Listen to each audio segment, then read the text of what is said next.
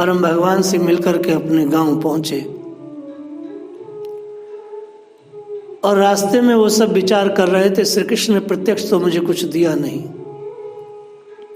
मैं अपनी ब्राह्मणी से क्या कहूँगा। वो पूछेगी कि मित्र ने कुछ दिया तो मैं कहूँगा नहीं, तो मन में ये बात थी कि मैं झूठ बोल दूंगा कि उन्होंने दिया तो बहुत कुछ था लेकिन चोरों ने मुझसे छीन लिया। एक सत्यनिष्ठ ब्राह्मण,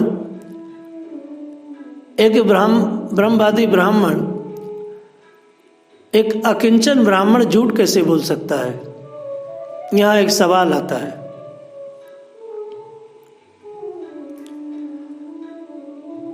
सुदामा जैसे श्रेष्ठ व्यक्ति झूठ कैसे बोल सकते हैं, वह भी अपनी स्त्री को प्रसन्न करने के लिए? वह तो स्त्री लंपट भी नहीं है, फिर झूठ कैसे बोल सकते हैं?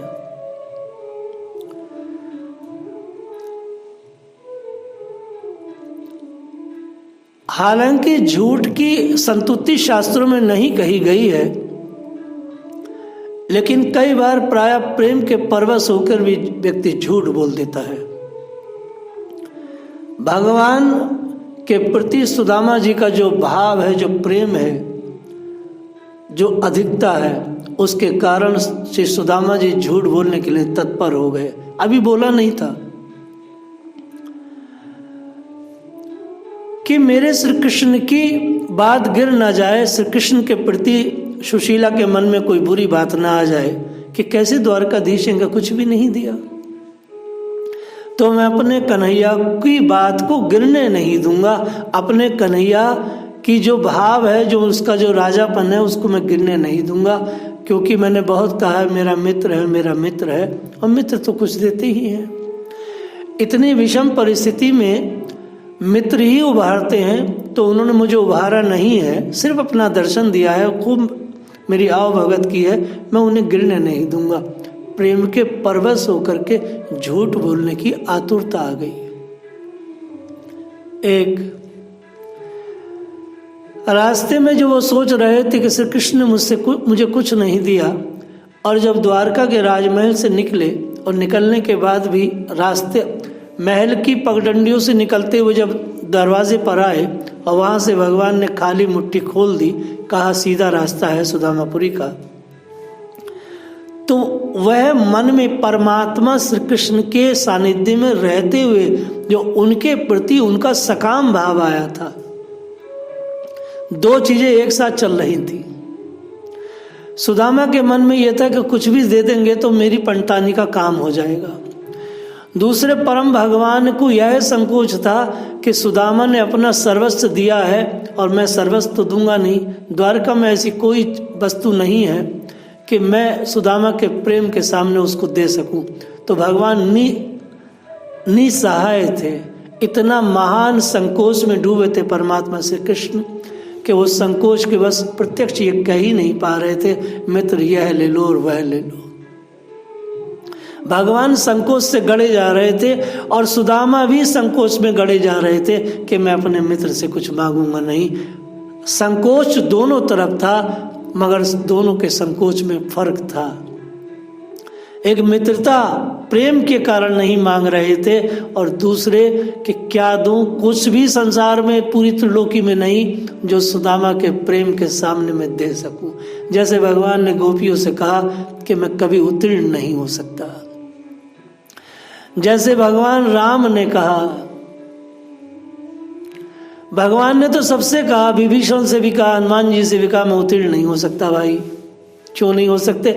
उत्तीर्ण होने के लिए क्या करना पड़ेगा? आपको संकट आए, संकट में तब मैं आपको सहायता दूं, और मैं नहीं चाहता उत्तीर्ण हूं, क्योंकि जब संकट आएगा नहीं तो मैं हमेशा ऋणी ही रहूंगा।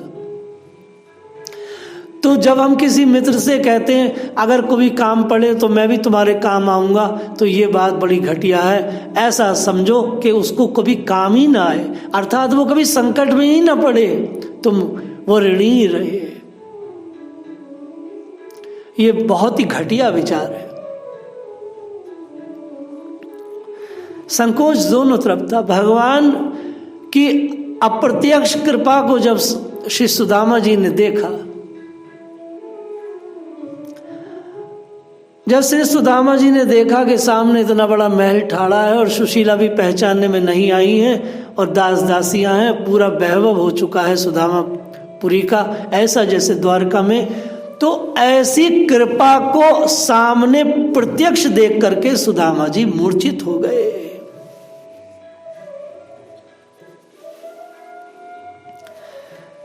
मूर्छित हो गए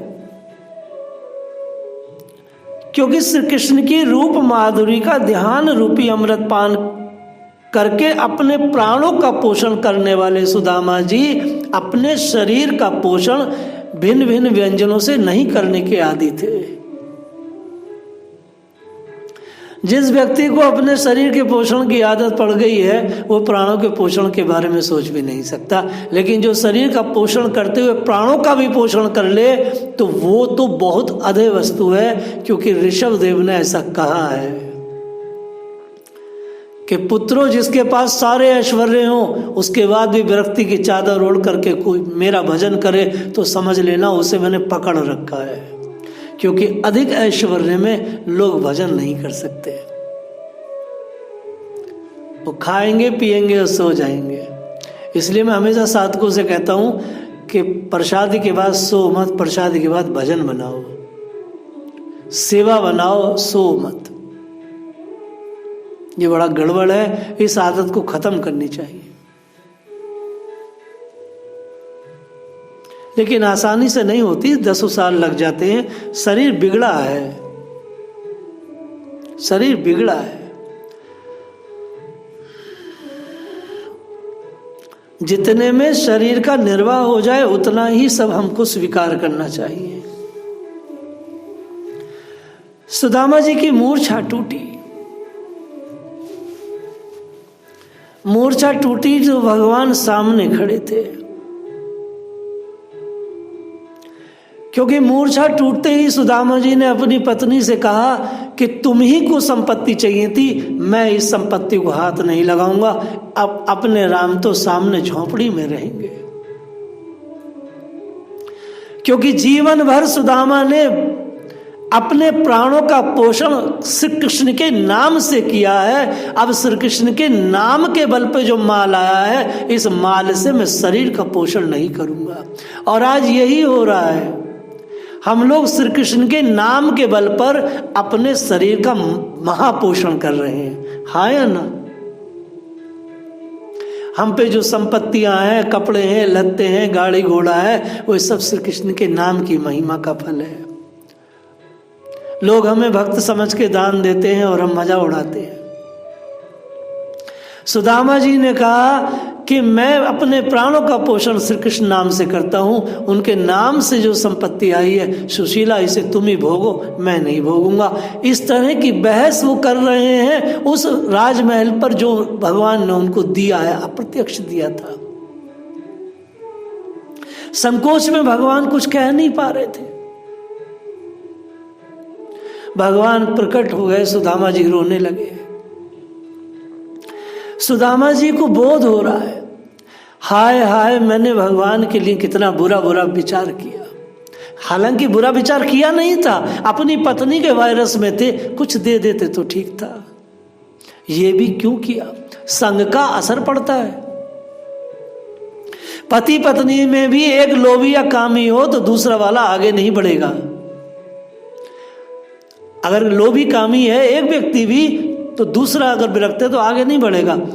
क्योंकि अगर बहुत ऊंचाई पे जाना है विंदा, तो आपके पास अगर 10, 20, 50 किलो का वेट है तो आप पर्वत पे नहीं चढ़ सकते। पर्वत पे चढ़ने के लिए आपको खाली हाथ होना होगा, कोई लगेज ना हो। अधिक वजन होगा तो आप लंबा रास्ता दूरी तय कर सकते।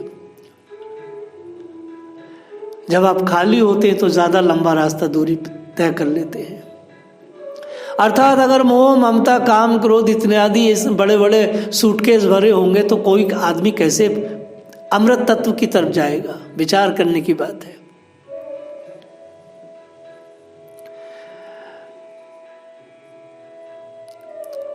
सुदामा जी को बोध हो रहा है, भगवान सामने खड़े, सारी जिंदगी कृष्ण नाम लिया है, हाय हाय सुशीला के दबाव में आके मैं चला गया, ये क्या जंजाल में फंस गया। भगवान के पैरों में गिरने लगे। भगवान ने उठा के छाती से लगाया, मित्र ये क्या करते हो? कोई मित्र ऐसे करता है? नहीं नहीं, आप तो लाडले प्रभु हैं। सुदामा जी को बोध हो रहा है।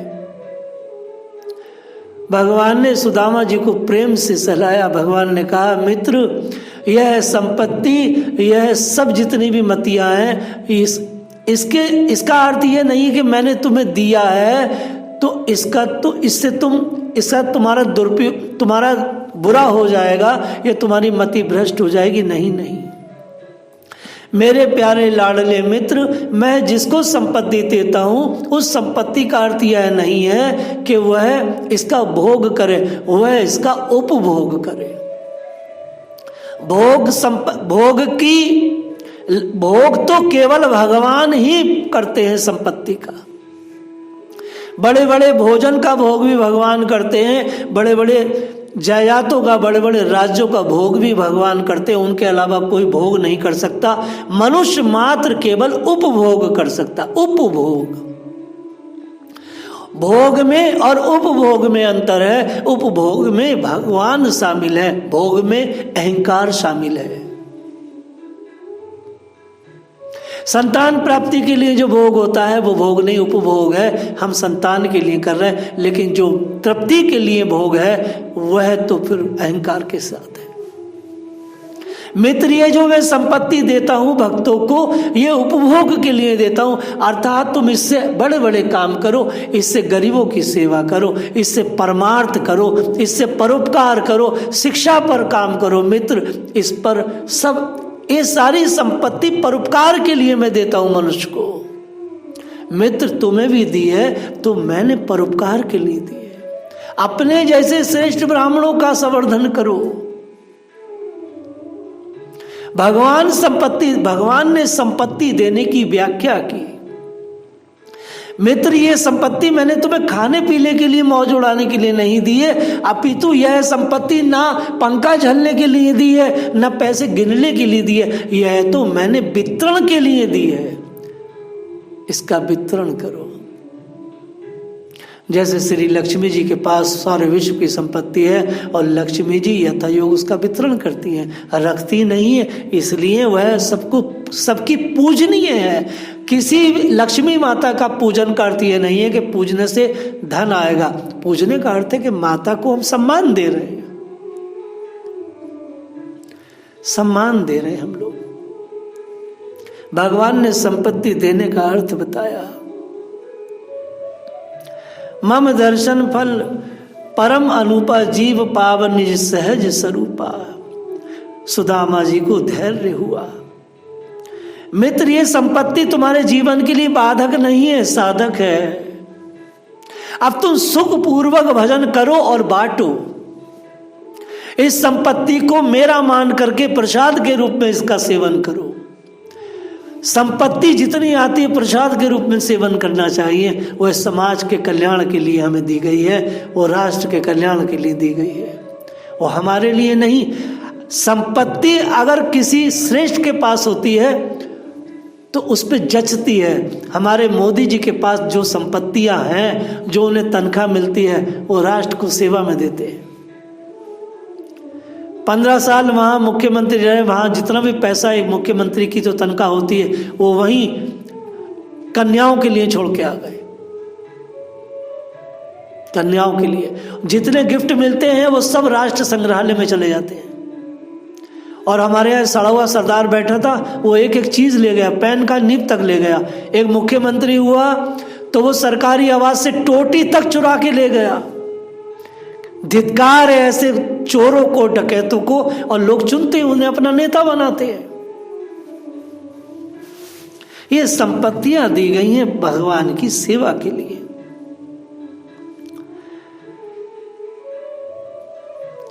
प्रेम का यही वास्तविक रूप है कि वह नित्य नवायमान नूतन बना रहता है।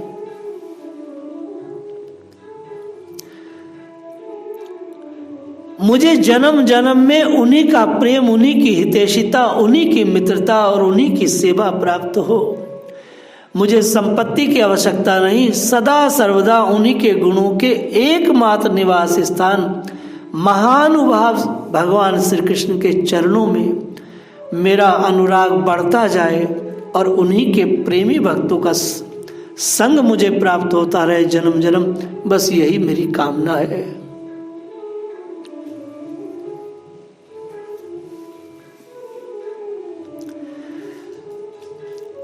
सुदामा जी को बहुत संतोष हुआ,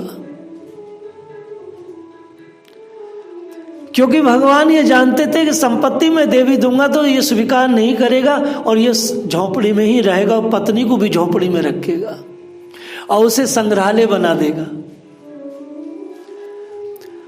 आप जब बहुत विरक्त हो जाते हैं, पक्की विरक्ति आपके पास आती है, तो आपका शरीर कुछ भी तिल बराबर भी स्वीकार नहीं कर सकता। बड़े बड़े भगवान के भक्तों पे जो ऐश्वर्य होता है वो भगवान उन्हें मति ऐसी दे देते हैं, चुपचाप पड़े रहो यहीं, वो अनासक्त रहते हैं और वो कहते हैं हाँ हाँ, और कहते सब गोपाल का सब गोपाल का। वो तो पक्की बात है, लेकिन उनके वाक्यों को नकली सेठ साहूकार दिन में 50 बार कहे सब गोपाल जी को है, लेकिन जब कहोगे गोपाल जी को लाओ, गोपाल जी के नाम के लिए दे दो, तो देंगे नहीं, वो नहीं देंगे। फिर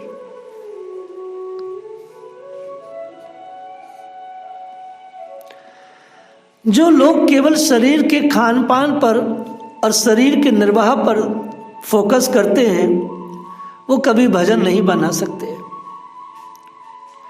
तनु बिनु वेद भजन नहीं वरना। जो रसना के सुख के लिए लगा है वो आगे नहीं जा सकता। बिनु संतोष न काम नसाही, काम अछत सुख सपने ऊनाई। कोहु विश्राम की पाव तात सहज संतोष बिनु। जिन्हें भजन के बिना संतोष है उन्हें कुछ हासिल नहीं हो सकता।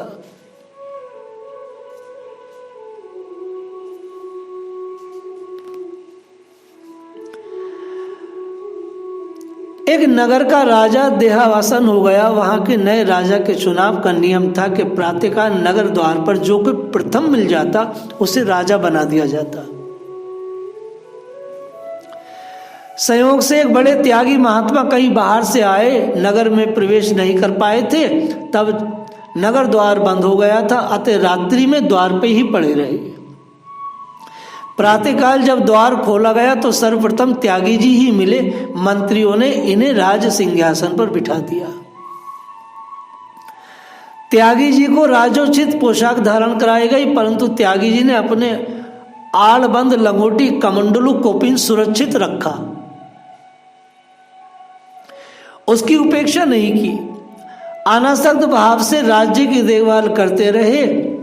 हुक्म दे दिया कि खूब संत सेवा होने दो, ब्राह्मण भोज कराओ, गरीबों दीन दुखियों का वस्त्र बांटो और शिक्षा पर कार्य करो, यज्ञों पर काम करो, खूब भैया छानो घोटो आनंद लो। नगर में अमन चैन छा गया। नगर पूरा ऐसा बन गया जैसे साक्षात भगवान का धाम। पड़ोसी राजा को जब ये मालूम हुआ कि वहां की महात्यागी इस नगर के राजा बनाए गए हैं, तो वह स्वयं रात दिन भजन पूजन में मगन रहते हैं। प्रजा को खूब घोटने छानने की आज्ञा दे रखी है, तो भला ये राज्य कैसे संभाल सकते हैं। अतः उसने अवसर का लाभ उठाने की सोची।